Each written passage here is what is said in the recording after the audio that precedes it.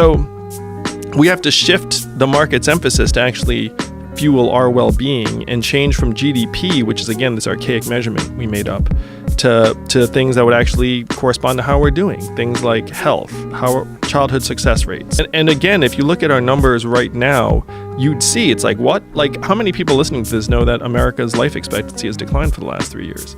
You know, that to me would be like a pretty important measurement. I'm going to start with the bad news. Our country's in trouble.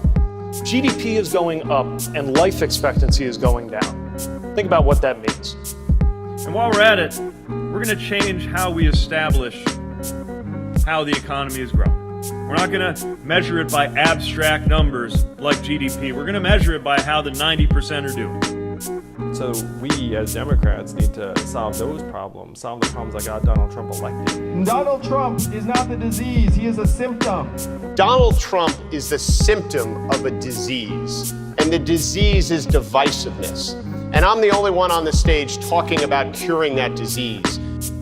We can build a much broader coalition to beat Donald Trump. It is not left, it is not right, it is forward. And that is where I'll take the country in 2020. What this country could be like if we united, if we put together real policies that weren't left or right, but new and better. That's how we win the future. We have to do better than that. It's also a sign of our crumbling infrastructure, because a lot of this is from old water systems and pipes that were manufactured, literally decades and decades ago. So what I've said to the folks in Flint and I'm going to say to the folks in Denmark is we're going to make it right.